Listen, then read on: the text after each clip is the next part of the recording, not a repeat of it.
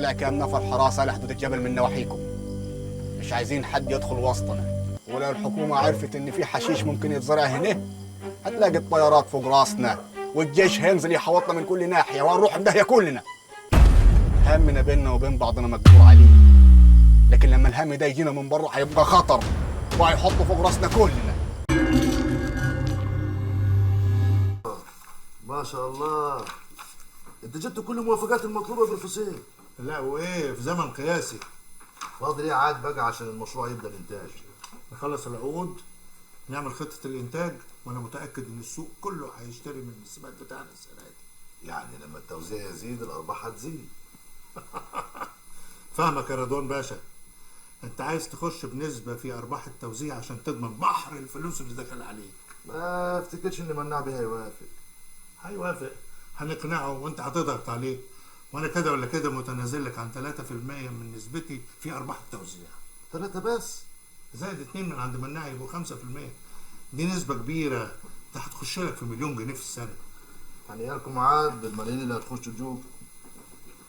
دي ابحاث بقى لها سنين وبنصرف عليها من الملايين، وبعدين نحمد ربنا ان البيئه استجابت والارض تفاعلت مع السماد الجديد. ده بيزنس يا رضوان باشا، من حق اللي بيستثمر انه يلم فلوسه. ولا رايك ايه يا باشا؟ ماشي يا باشا، ماشي. اطمن يا كبير، بعد المغرب هنكون زرعنا الشتلات. والعبايدة مش ليهم 5 فدادين؟ زمان كانوا بيسمعوا كلامنا، بس بعد اللي كان زرعوا ارضهم فجل وبرسيم. وبعدين حشيش ده مش كفايه على شحطة الخواجات. يبقى ناخد ارض العبايدة، واللي يتكلم نفقع له عينيه. انا بفكر في الحكايه دي يا فراج. وريت تقول الحكايه دي المناع، بدل ما هم زارعين ارضهم ويكه وملوخيه. مناع مش هيحمل ارضه حتى لو هتبور، انا عارفه زين. دول عندهم 200 فدان، هيبصوا دول مش فاضيين حتى يرعوه. ما هو البني ادم كده لما ربنا يديه يفتري. خد يا عمي، دي كل التصاريح والاوراق بتاعت الارض الجديده. اوراق وتصاريح ايه دي؟ احنا بنبني في ملكنا، حد شاركنا؟ الكلام ده هنا في النجع، لكن ارضنا الجديده في مركز، والمركز له مجلس محلي، ومفيش حاجه بتتم الا بموافقات واوراق.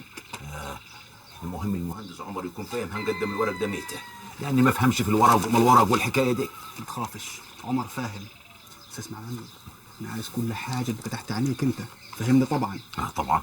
كده يبقى 1000 يعني مليون جنيه. تمام، اقفل الشنطه دي، هناخدها معانا واحنا راجعين لجوزك. وانت يا عمي انا عايز كل حاجه تبقى تحت يدك انت، وتحاسب المقاول اول باول. ما تعوليش هم الحكايه دي. تمام، يبقى كده ما فاضليش غير ان اقابل همام قبل ما نهملكم ونروح على سوهاج. مناع يا ولدي، اجي معاك؟ لا، انا عايز اشوفه وحدي، عشان لو مرمطت باللي جابوه الارض ما ينكسفش من روحه. طب ما تتكلش كتير على حكايه العشم دي، لان همام اتغير، نفسه كبرت، ما بقاش يعمل اي احترام لمساله العشم دي. يمين بالله ماله عندي غير الجزمه دي، ده انا اللي مربيه واعرفه زين. يلا يا نسمه، جهز حالك، عيب تهمل جوزك وحدي. وماله يا مناع، انا اصلا ما ورايش حاجه. سبحان الله في طبع الحريم، ما كان من الاول.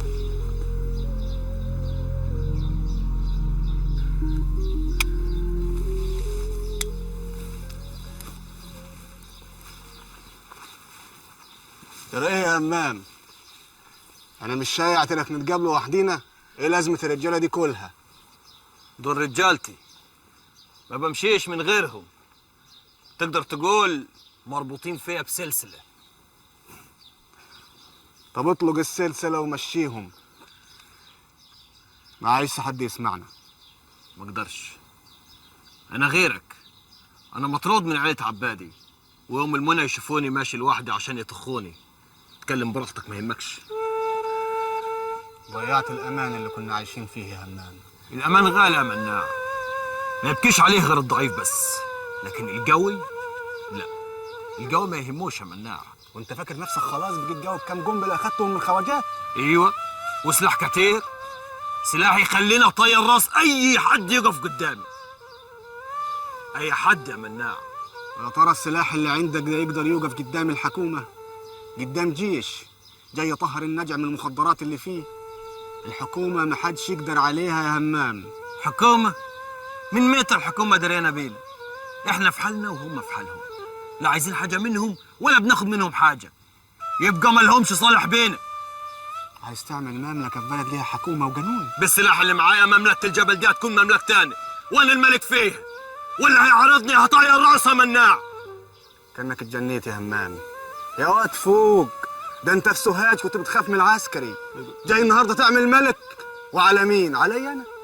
قصر الكلام يا مناع، كل واحد شايف في روحه ملك، واللي يقدر يخلي غيره يعترف بيه ملك عليه يبقى هو الملك. تبقى خلصت، لان ما حدش هيعترف بيه غير شويه المقاطع بتوعك دول.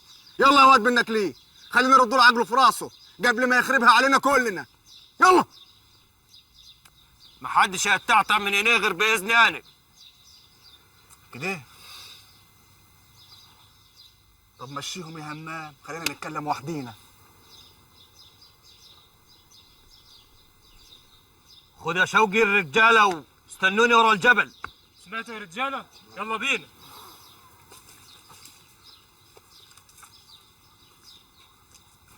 عارف يا ابن الجزمه لو ما رجعش عقلك في راسك هعمل فيك ايه؟ انت اتهبلت يا ولد، الكلام اللي بتقوله ده يوديك في داهيه ومش وحديك، النجع كله هيدفن لو الحكومه شمت خبر.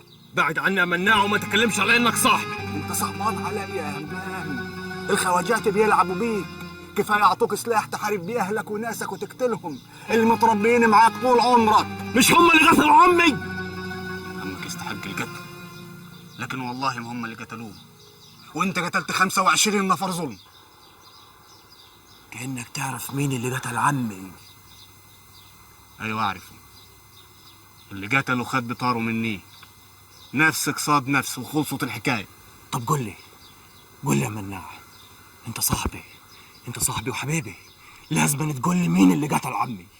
ولو قلت لك هتصح اللي قتلتهم ظلم؟ كفايه انك قتله واخد طار عمي. ادي اللي خدناه من الجوه لما يدوها لواحد اهطل يهم الخراب، وهم سيد من يسكنوا الخرايب، وهتلاقيهم هنا فوق راسك يحكموا ويتحكموا في كل الناس واولهم ناسك، وانت ساعتها مش هتقدر تنطق لانك خلاص يا همام خسرت كل الناس اللي ممكن يقفوا معاك ضدهم. صدقني يا همام، اللي يرمي نفسه في حضنهم يتحول لعبد ليهم. سلام. لساك مش عايز تقول لي مين اللي قتل عمي؟ اللي قتل عمك مره مش راجل، ومحدش شافها غير انا وابو الحمد بعد ما الفجر طلع. وابو الحمد اللي لقيوه ميت على الطريق. يعني محدش يعرف غيري، وانا مش هقول لك الا لما تقطع علاقتك بالخواجات واخدك تصالح على عيلة العبادي واحكم عليك بدية تربي الايتام اللي حرمتهم جنابل الخواجات من ابهاتهم. يعني ايه يا مناع؟ يعني انت عايز تحكم علي؟ نصبت نفسك كبير الناجع. كبير غصب عنك، ولو ما طوعتنيش هغصبك تطعني، لان مش هسيب الناجع لعبه في يدك انت والخواجات بتوعك، وما عنديش كلام تاني يتقال. سلام عليكم. وبناقص معرفتك يا مناع، وما عايش نعرف من المرة اللي قتلت عمي، وما عايش نعرفك من اساسه. ده المعرفة اللي تقل القيمة دي. شوقي نعمين يا كبير.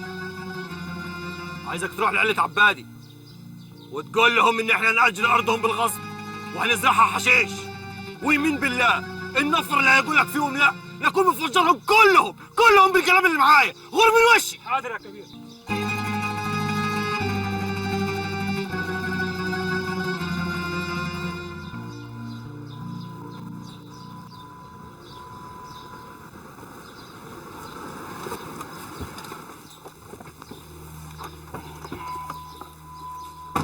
يلا يا بنت الغالي هم شويه.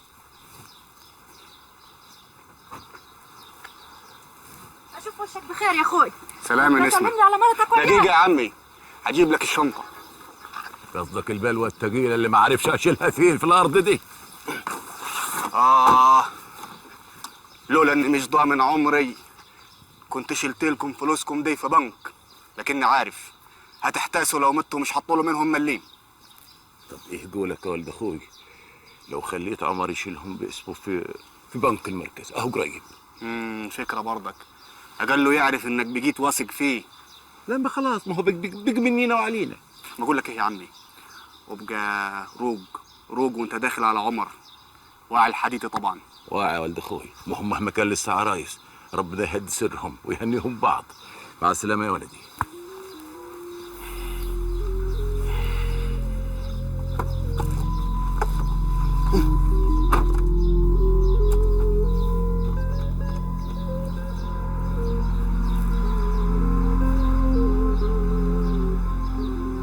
يا ابوي وحشتيني قوي قوي يا نسمة. أنا قلت أهملك وحديك، يمكن أعصابك تروق شوي.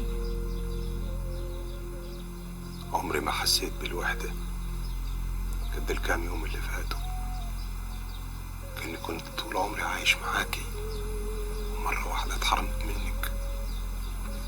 يا سلام، واللي مرته متوحشاه يعملها كده من غير سؤالات؟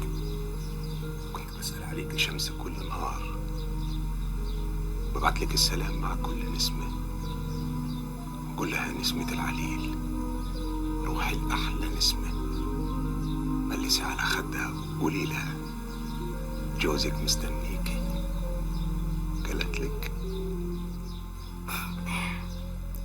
قالت لي، وديني جيت. عاوز ايه عاد؟ عايز عمر يا باشمهندس عمر، تعملي لنا كوبايتين شاي انا وعمك ناجي. لا تعمليش حسابي في الشاي يا بنت الغوالي. اسمع، تخلي الشنطة دي عنديكم وانا هروح اطل على الزرع وارجع. خد بالك الشنطة دي فيها فلوس، هجيب قد ساعتين وهتكون نسمة عملت لنا لقمة ناكلها لما ارجع. يلا سلام. السلام يا عم ناجي. لقمتين لجهزها دلوك، هي حتة جبنة وكم حبة طماطم والسلام. ده ياخد اكتر من ساعتين. شوفي بقى، هم نطلع الطماطم ونطلع الجبنة من البلاص، دي حكاية عايزة وقت، وعمك ناجي كله نظر. جرى لك ايه يا راجل؟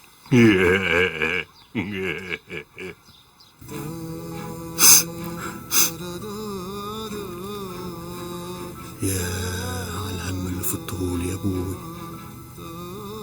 هم ما اقدرش افوت ولا اهرب منه.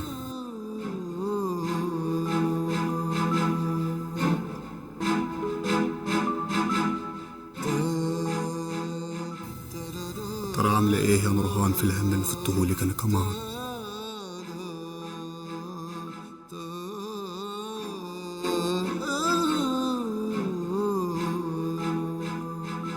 أنا طلبتك يا معلم لطفي عشان أعرف إيه حكاية الفلوس اللي عليك. فلوس عليا المية ليك انتي، انا ما ادينش الحرمة ابدا. أنت مديون للمزرعة والمصنع السماد بمبالغ كبيرة وفات ميعاد سدادها. اللي عند الرجال ما يروحش واصل. ولا ايه يا ست الستات؟ ما تتكلم عدل وتعرف أنت بتكلم مين. بكلم حرمة حلوة وشايفة نفسها حبتين ومن حقها تتدلع، بس مش علياني. واضح إنك جليل الأدب، وخسارة إني عبرتك وجبتك تقعد قدامي. اتفضل مع السلامة، نتقابل في النيابة. غلطتك دي هدفعك تمنها غالي. خير في إيه يا مدام؟ طلع لي الزبالة ده بره واطلب لي مدير الشؤون القانونية يحول كل شكايته على النيابة. أما حرمة قلت الرباية صح، وانا هعرفك الزبالة اللي قدامك ده هيعمل فيك ايه. أنت اتجننت؟ دماغك منها بإيه؟ يبقى لازم يتربى قبل منها عشان ما عرفش يحكمها. بلغ البوليس يا سامي. حاضر. اثبت مكانك لا فرق ده فيكم. منع بيه؟ حالا منع بيه، الراجل ده بيحكي لك المسدس. وانت فهمتني يا ابو قمصان. منع بيه يا خد قدامي. منع بيه اعمل يا منع بيه. الراجل ده قل ادبه عليك. يا منع بيه والله هي اللي ابتدت. اخرس خالص، ما تطلبش ولا حرف، كلمتك ملهاش وزن عندي. البيبي يهددني وبيقول لي هعلمك الادب انت وجوزك، ولما جيت اطلب له البوليس طلع مسدسه وهدد بقتلنا. انا كنت فاكرها موظفة عندك مش مرتك. كذاب. انا ما بيهمنيش حد واصل، ما تطلعش فيها كده قدامه، وان كنت اعمل له احترام هذا عشان خاطر العيش والملح. هو العيش والملح ده واللي يخليني ما اضربكش بالنار دلوقتي. اسمع يا لطفي، لازم تفهم ان انا بعت خلاص كل ديونك ليه لحد تاني زي ما بعت المواشي، وانصحك تجهز فلوسك قبل ما يطالبهم بيك قدام النيابه. عايز اعرف بعتهم لمين؟ عمر عبد الواحد مهران، يعني مفيش حاجه تربطني بيك. اتفضل سلاحك، لازم تعرف ان السلاح للرجاله، والرجاله ما تهددش الحريم ابدا. غور من قدامي دلوقتي. عمر مهران مديناني جاب الفلوس دي كلها منين؟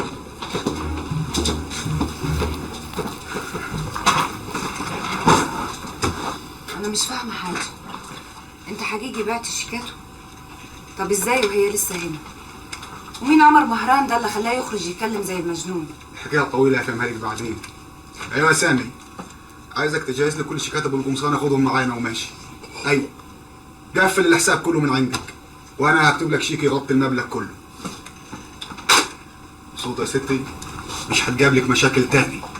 كده كل التجار هيجلدوه وهيأخروا السداد وهيقولوا ماسك عليك زله. لطفي ابو القمصان دي من عيله كبيره قوي في البالي انا، بس عيله ناقصه لا بتراعي حرمه ولا ضمير. والواد لطفي ده بالذات قليل الربايه، عشان كده قررت اربيه بمعرفتي. يعني انت اللي تعمدت تكوم الديون دي كلها عليه؟ كل اللي ظلمهم هخليهم يقدموا شكاوي وبلاغات للنيابه، ومش هيلاقي حاجه يرضي مين ولا مين. مش هخلي حد يتنازل ابدا. مين عمر مهران ده اللي انت قلت عليه؟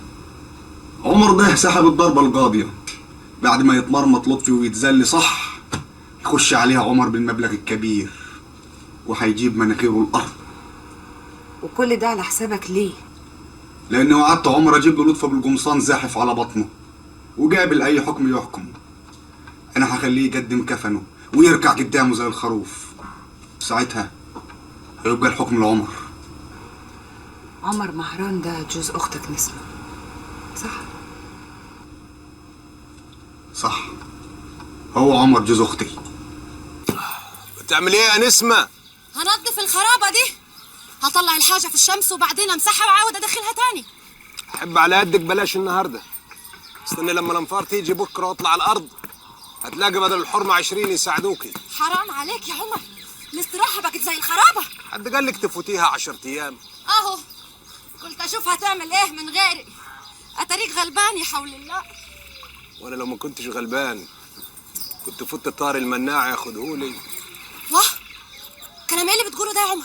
او كلام ضحك بيه علي اخوكي عشان اجي اشتغل بداله.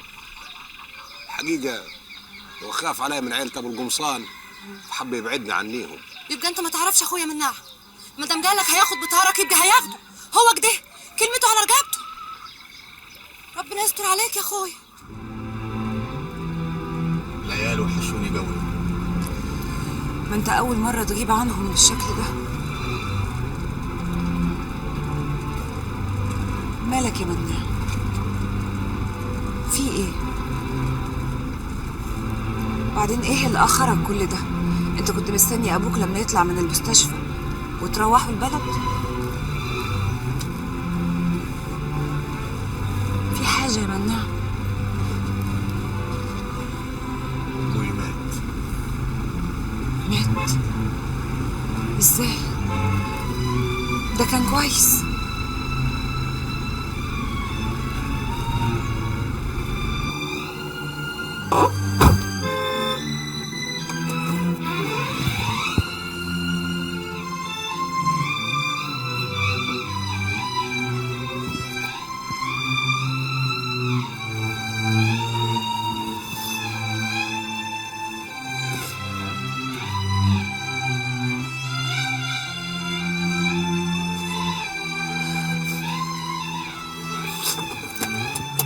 امر الله،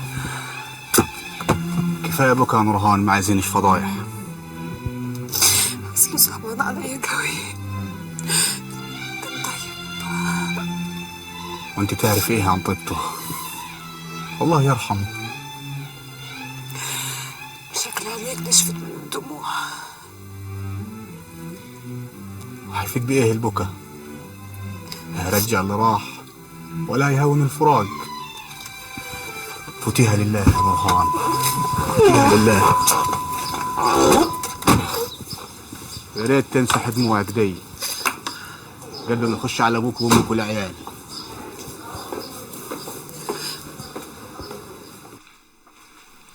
همام كلمني في التليفون وحكى لي عن كل شيء. انا مع فريمان وشايف ان وجود مناع بقى عقبه كبيره في حياتنا، لازم نخلص منه بقى. همام طالب سلاح ومستعد يدفع اي مبالغ في سبيل انه يبقى اقوى من عيلة حسان، وعلى فكرة هو جاهز يسمع كل كلامنا. همام ما نقدرش نعتمد عليه في المستقبل. انا اعرف كل الناس اللي في النجع، والوحيد اللي ممكن يساعدنا في تنفيذ المخططات بتاعتنا هو مناع. مش ممكن يا بنيامين، مش ممكن. ده بيكرهنا وبيحرض همام علينا، ولا يمكن يتعاون معانا ابدا.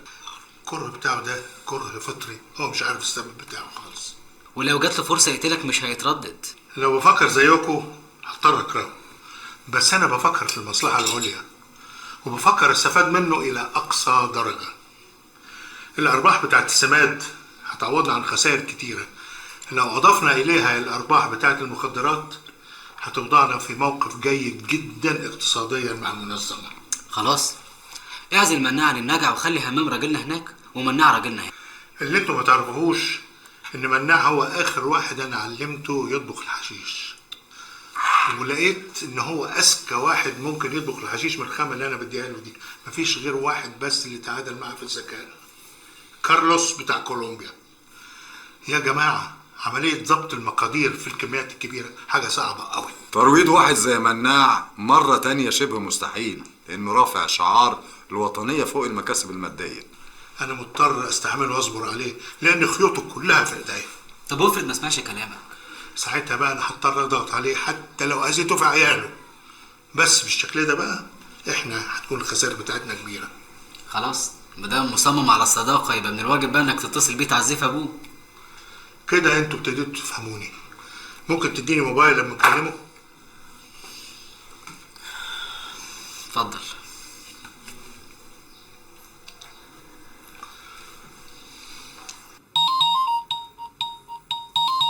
يا ابوي لحقت تعرف اني جيت.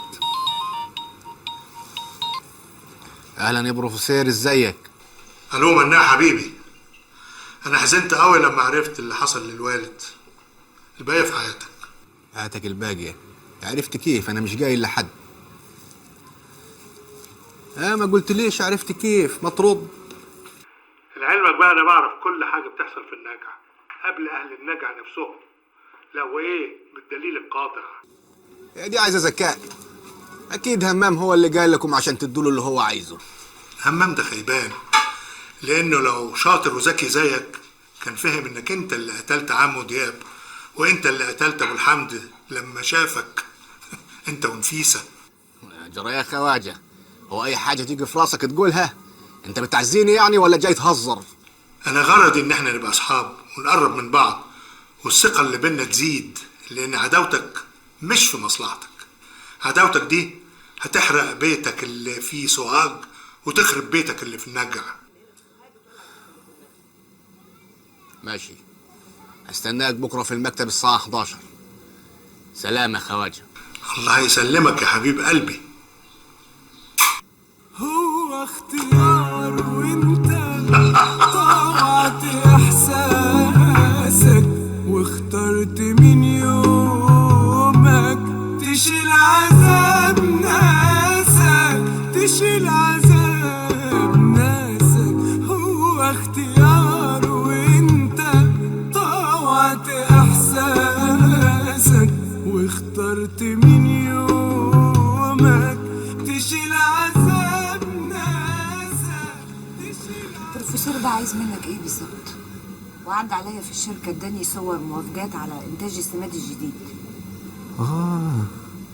يبقى اتصل بيا عشان يعزيني. وهو عارف منين ان والدك توفى؟ اهو ده اللي مجنني.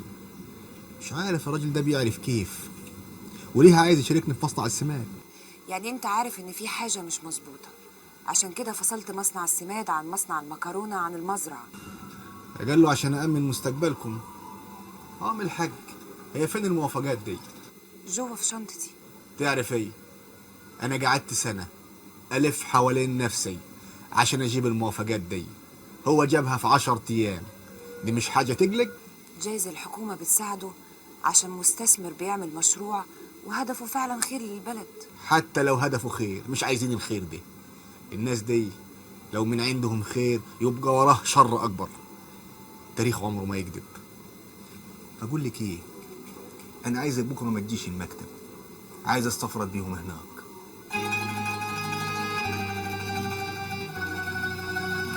اهم حاجه عندي انكم تفتكروا انه مجرد منتج، يعني ماليش اي صالح غير بكم الانتاج والتوزيع، وادي امضتها هي. مبروك، هتشوف خير ما كنتش تحلم بيه. طيب استاذن انا عشان عندي اجتماع مهم. مش جاي معايا بروفيسور ولا ايه؟ لا انا هقعد اشرب فنجان قهوه تاني مع مناع بيه. بالهنا والشفا. مع السلامه رضوان بيه، شرفت وانست. السلام عليكم. خير يا خواجه، البن الكتير غلط عليك، بيوجع البطن. ما محبه الا بعد عداوه. اسمع يا مناع، من هنا ورايح اي كلام بيني وبينك لازم يفضل سر.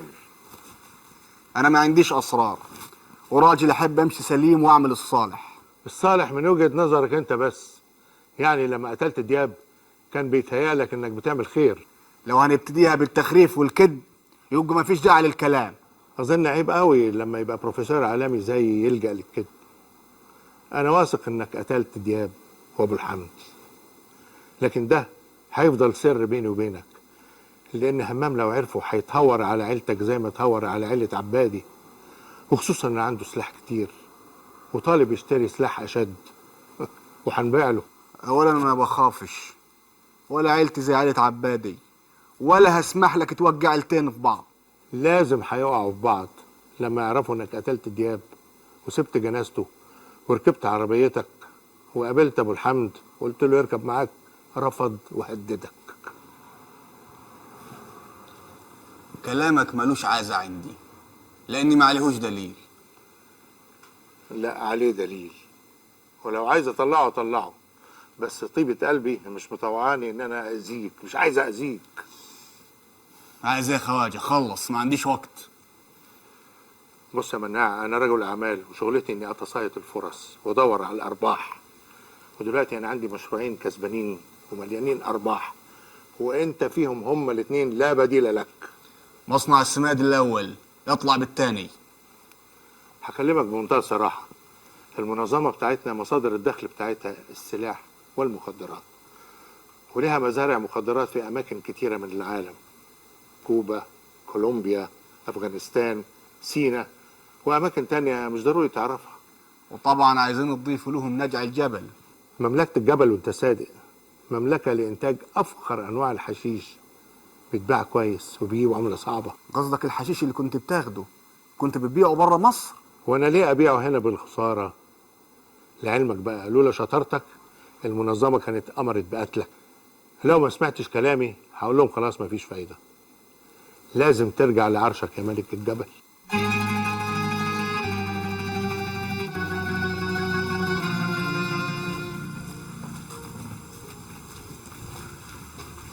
ادخل انت الاول، بص عليها مش فيها مصوره ولا لا؟ والله ما انا عارفه اللي نابها.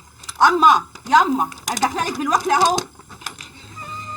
الحمد لله. خش يا همام، خش يا همام. تعالي يا جميلة، زادوا ورقتين، وكل ما افردهم والمهم يزيدوا ورقتين، بس بعد ما اتحايل على دياب. ياما حرام عليكي، ياما حرام عليكي، فضحتينا وجرستينا.